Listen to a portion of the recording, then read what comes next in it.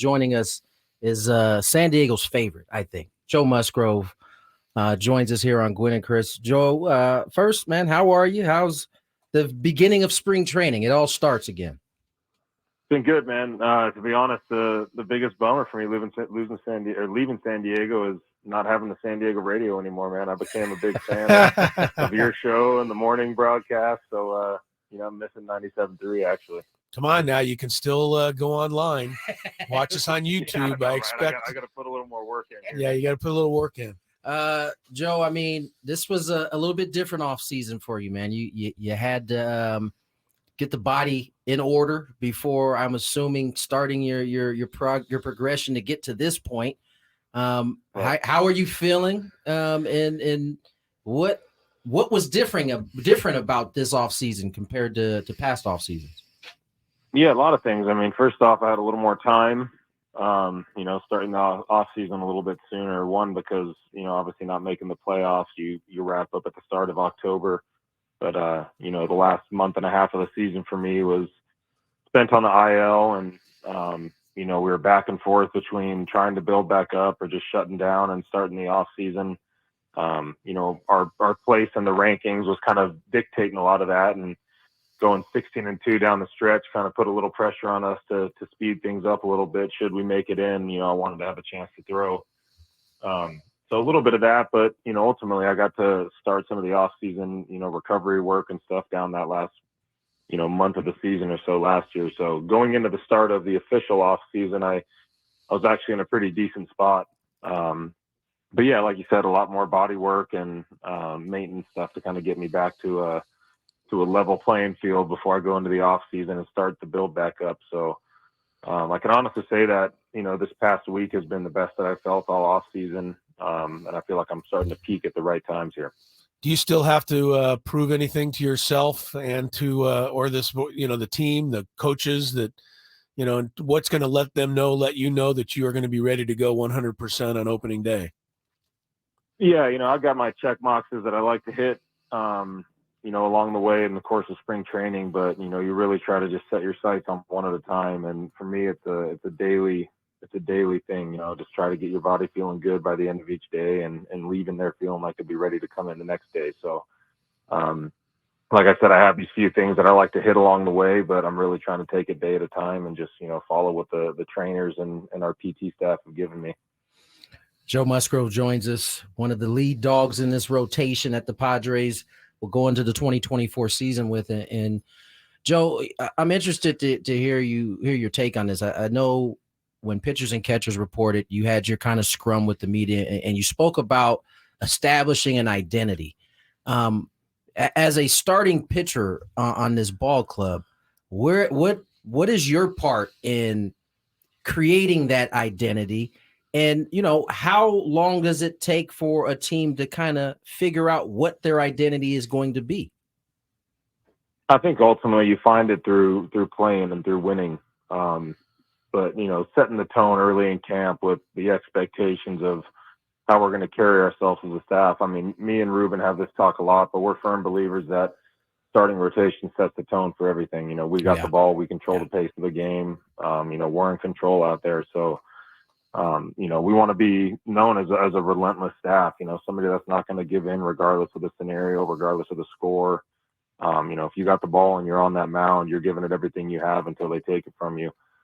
So some of those things are talked about a little bit as far as what we expect and the effort level that's going into things. But a lot of the culture and stuff that everyone talks about, that stuff is found through winning and through experiences you have throughout the course of the season. But, it's never too early to start implementing some of those things and just talking out loud about some of the approaches that you want to take towards your game and how you want your team to look on the field. Joe, we obviously follow everything that happens during the off season. The fans follow it closely, but they're not probably as big of fans as the actual players that are on the team. I mean, you're certainly reading and following everything that's happening, and Juan Soto's traded and a bunch of guys are coming in, and free agency this year is a little different than last year. What's your overall reaction to what the Padres have done so far this off season, and how do you think it's all going to benefit this year's club?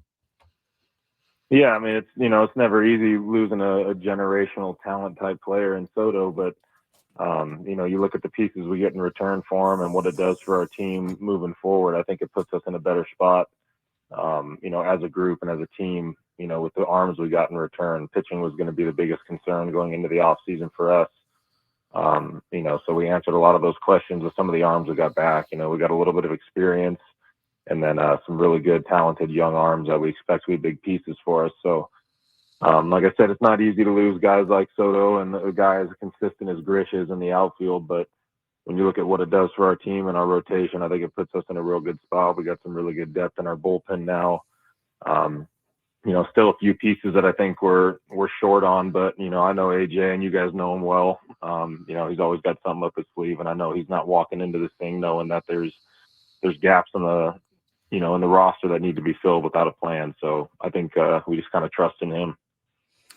Joe, I want to ask you a little bit about the managerial change. Mike Schilt takes over.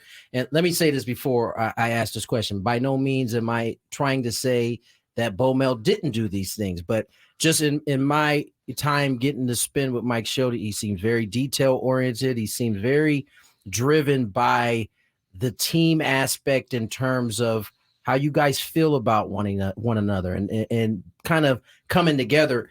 Are you sensing that already in just a little bit of spring training you've had already? Absolutely.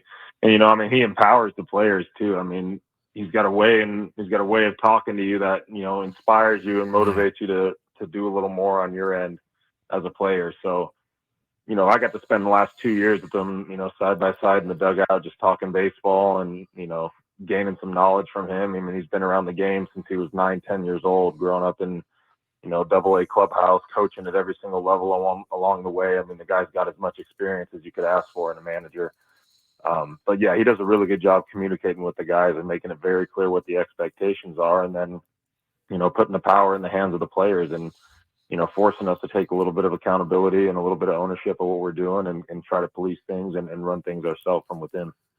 As you do a little look back at the 2023 season, as you're sitting there getting ready for this year, and you compare what ended up happening last year to what happened the year before, is it as simple as saying that you guys just couldn't get over the hump in terms of getting hits with runners in scoring position and winning close games? The record was 9-23 in one-run games. It was the complete opposite of that the year before. Is it as simple as that to say last year didn't work out because of those things, or was there more at work here? Yeah, this is one of Schilte's big things that he says all the time, and he said it countless times since he's, taken the helm here. It's that, this game is, the best players in this game are elite adjusters. And, we just really weren't that last year. We had plans of how we wanted to go about it. We knew, what the expectation was of ourselves as a lineup, how we were going to score runs, how we were going to produce. And we weren't getting those, we weren't having that success with driving the ball in and, the doubles and homers and our slug not being very high, the runners in scoring position average, those things weren't falling into place for us early in the year. And we did not do a good job of adjusting the game plan and doing what we had to do to win. I feel like we married ourselves to that expectation of what our lineup was built to do. And, we didn't adjust very well. So you'd like to say it's as easy as that, but I feel like that's the main reason is we did not adjust on the fly and we weren't in that category of elite adjusters like, you see at this level. You said that word twice and I got goosebumps. Elite adjusters. That is as simple as I think you can put it. You mentioned some of the arms that you guys got back in the deal for Juan Soto, Michael King. We're talking Brito. We're talking Vasquez. We're talking the young kid Thorpe. Integrating those arms because, as of right now, at least a few of those guys are going to be pieces that, could possibly be in this rotation. How do you bring those guys in? I think this is your strong suit, and you're not the only one. You Darvish does it in his own way as well, but talk about bringing in those young guys, installing that confidence, installing that kind of the idea of what you guys want to accomplish as a unit. Yeah.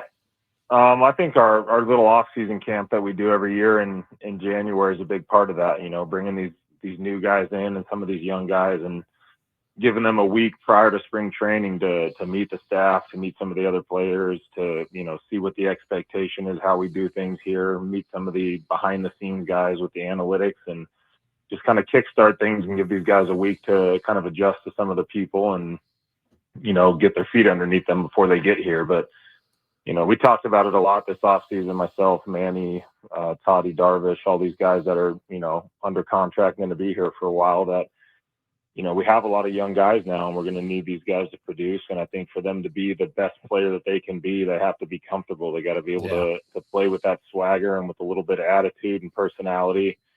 And I think a lot of that comes from the veterans on the team creating that atmosphere. They got to understand that we're here to win games. We're not here to make them feel like rookies. We're not here to belittle them or make them feel like they're anything less than we are.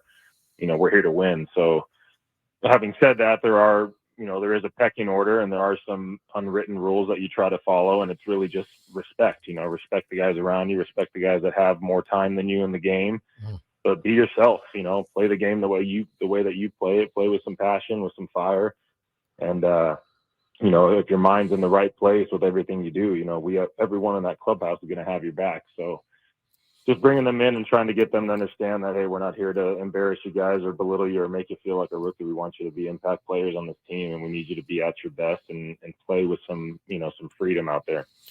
How many people have come up to you and guys on this team and said, man, you guys are really up against it? I mean, look what the Dodgers did this offseason, and they're going to be impossible to beat and all of this stuff. And in your heart that it doesn't come down to that. It comes down to execution and what did he say? Elite adjusting. Thank you. Being an elite adjuster. Right. Yes. I'm going to put that in my bank of bookmark that one. Bookmark that one. But those are the things that are going to decide this season. And if you can perform, this Padre team performs the way it can, I don't see why you can't keep up with the Dodgers. I know you guys aren't going into the season thinking anything but that. Yeah, I mean, we've been on that side. We were that team last year where everyone looked at our team on paper and saw who we were and what was expected of us, and that's not always the best thing for you. Sometimes to have a little chip on your shoulder and to be counted out a little bit adds a little fuel to the fire. So, like you said, this team is capable of beating any team in the big leagues, when we play the way that we expect to play. So it's about finding out the way to pull that out of us every night, finding ways to create that energy and to kickstart things in the beginning of the year better than we did last year. And I think a lot of that starts in spring training with, some of these meetings and talking about, what we expect of ourselves and how we're going to run things on a daily basis to ultimately get to the end goal. But all that stuff starts now. So, just building that foundation in spring is super important. Joe, I got one that's not as serious as all these other questions has been. Typically for position players, about 3.5 weeks in, you're like, all right, I'm ready for this to go. Now, pitchers is different, especially because you're building up. But is there any part of you that is, by the time you get to spring, is like, let's just get to the real stuff, please? Oh yeah, very soon actually, sooner than later in spring.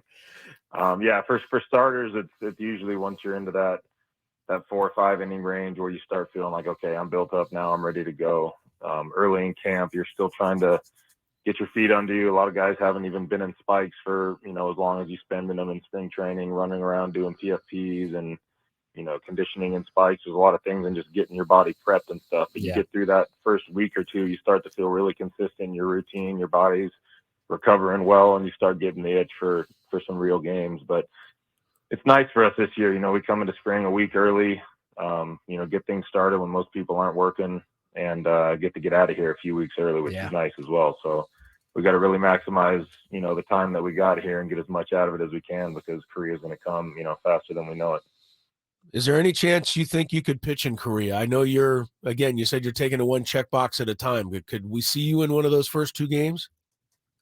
Yeah, so we've talked about that already with Schulte and Ruben about how we want to go about it. No decisions have been made yet, but that's definitely, those are 2 games that count towards the record book. So we expect to be around that 5-inning mark by then. So me and Darvish would both be ready to go should the ball be handed to us in that situation. Say less. I think that's the answer that everybody wanted to hear anyway. Joe, we appreciate you coming off, man, on a day off. Schulte gave you guys the day off. We appreciate you coming on, spending some time with us, man. Appreciate you. Absolutely, guys. Always enjoy it. It's real easy, Joe. You go to YouTube, you search 97.3 The Fan, And I mean, even I can do it. So if I can pull it off, you should be able to watch the show and, stay in touch. I'm sure I'll figure it out. All right, Joe. Take care, brother. Thanks, Joe. No, Joe. One of the